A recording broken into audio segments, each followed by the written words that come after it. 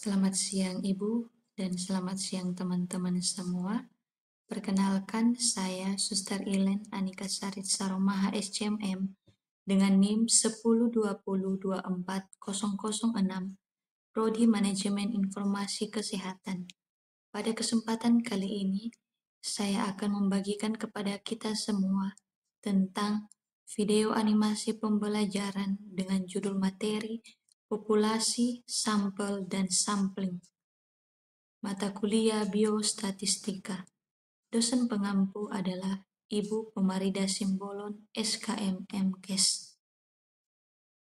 Pada materi ini, ada beberapa hal yang akan kita lihat bersama dan yang akan kita pelajari. Yang pertama, populasi, sampel, dan sampling, yang terdiri dari sampel dan sampling. Kedua, alasan pemilihan sampel. Ketiga, karakteristik sampel yang baik. Keempat, kesalahan yang bisa terjadi. Kelima, proses pemilihan sampel.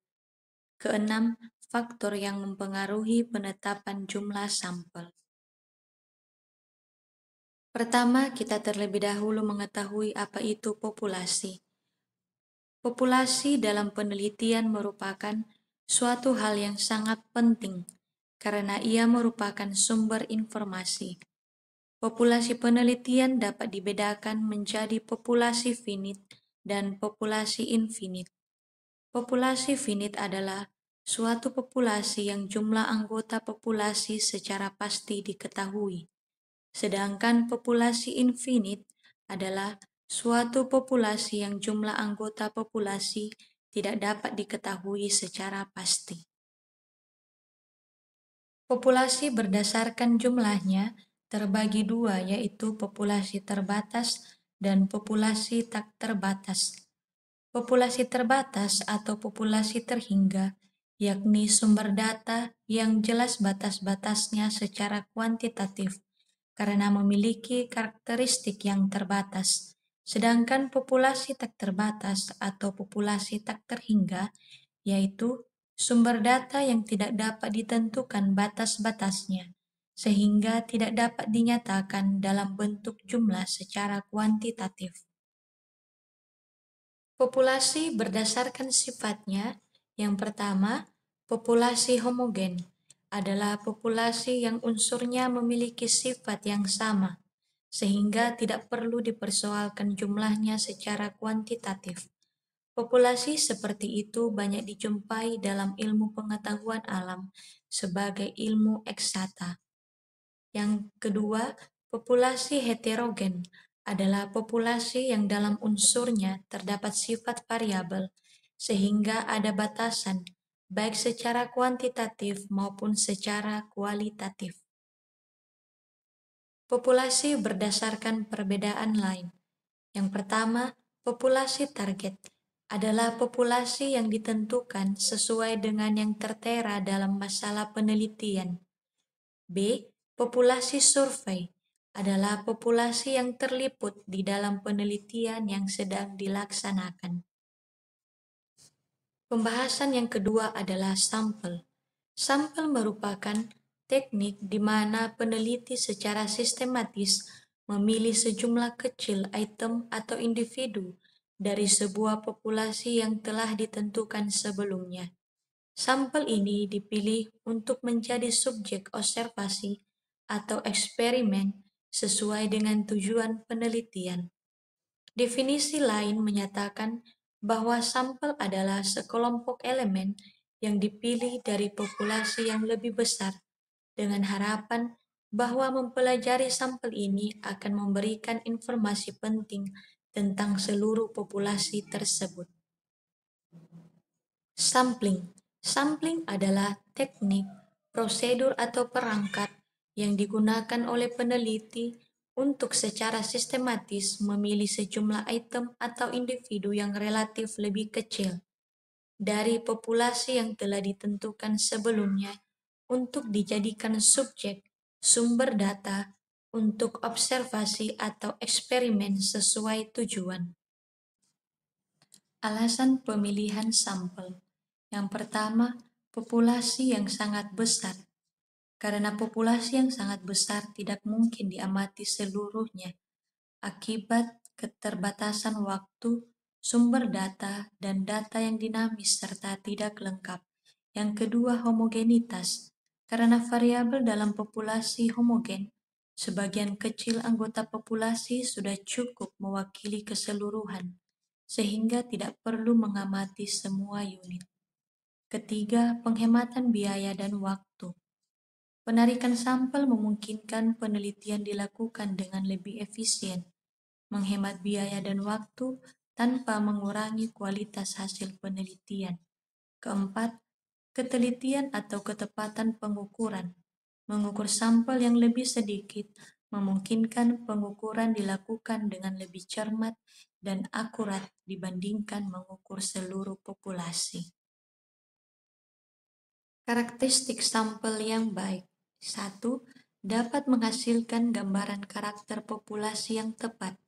Ini memungkinkan kita untuk memperoleh gambaran yang akurat, tenang, karakteristik, dan sifat-sifat populasi yang sedang kita teliti. Kedua, dapat menentukan presisi hasil penelitian dengan menentukan standar deviasi dari taksiran yang diperoleh. Metode ini memungkinkan kita untuk mengetahui seberapa tepat hasil penelitian yang diperoleh dengan mengukur seberapa besar kesalahan atau ketidakpastian yang terkait dengan hasil tersebut. Ketiga, sederhana, mudah dilaksanakan. Metode ini tidak rumit dan dapat dengan mudah diterapkan dalam konteks penelitian yang melibatkan karakteristik sampel yang spesifik. Metode ini dapat dengan mudah disesuaikan dengan kebutuhan penelitian dan karakteristik sampel yang sedang diteliti. Keempat, dapat memberikan keterangan sebanyak mungkin dengan biaya yang efisien. Metode ini memungkinkan kita untuk memperoleh informasi yang maksimal dengan biaya yang minimal, sehingga kita dapat menghemat biaya penelitian dan meningkatkan efisiensi penggunaan sumber daya, serta memperoleh hasil yang lebih akurat dan reliabel yang pada akhirnya dapat meningkatkan nilai tambah penelitian. Kesalahan yang bisa terjadi. 1. Variasi acak. Kesalahan yang terjadi karena sampel yang dipilih tidak sepenuhnya mewakili populasi karena faktor kebetulan, meskipun prosedur pemilihan telah dilakukan dengan hati-hati. Kedua, kesalahan spesifikasi populasi. Terjadi ketika model statistik yang digunakan tidak mencerminkan dengan benar struktur atau karakteristik populasi yang sebenarnya, sehingga menghasilkan perkiraan atau prediksi yang tidak akurat. Ketiga, kesalahan yang disebabkan salah spesifikasi dalam survei konsumen.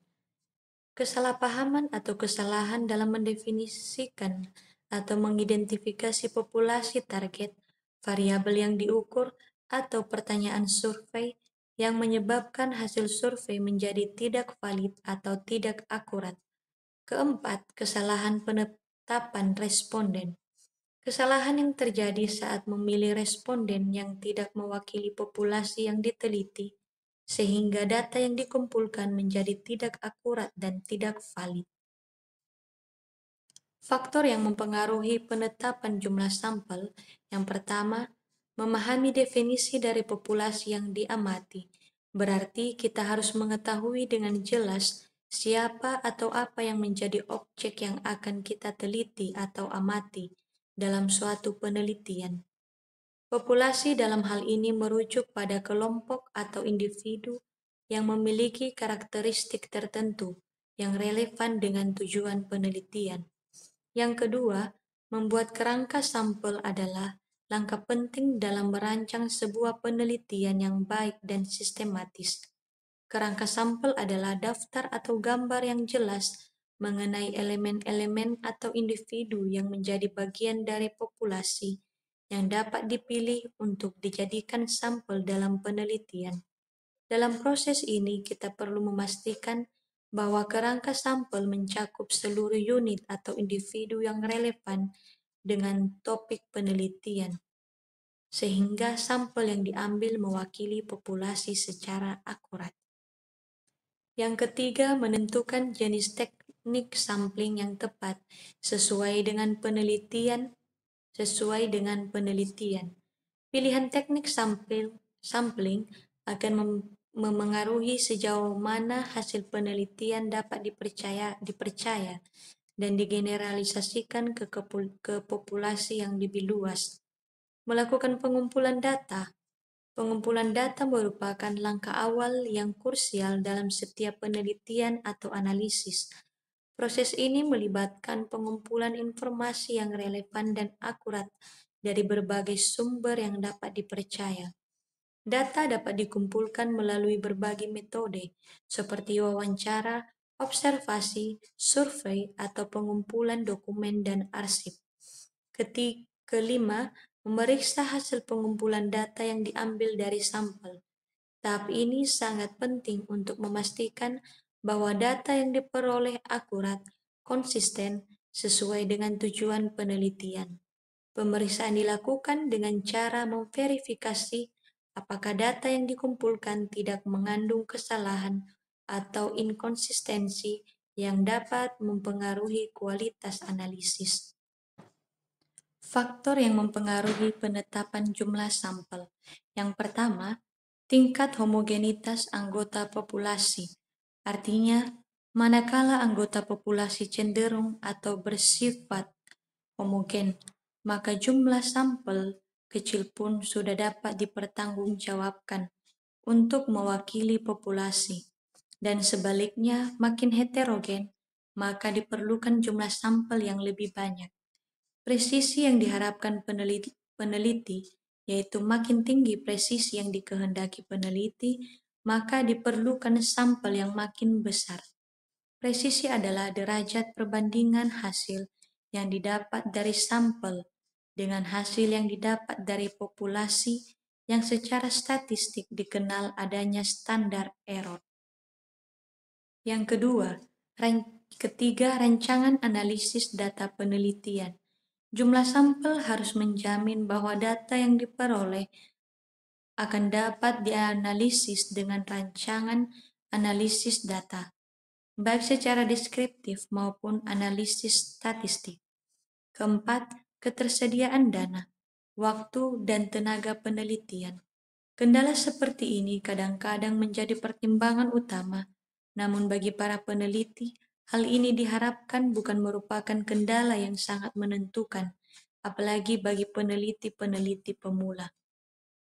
Kelima, langkah yang terakhir di dalam menentukan sampel penelitian adalah menentukan teknik pengambilan sampel penelitian. Untuk menguasai materi ini, mari kita membahas bersama contoh kasus. Kasus yang pertama adalah mahasiswa MIK ingin mengetahui kepuasan pasien terhadap layanan administrasi rekam medis di Rumah Sakit Santa Elizabeth Medan.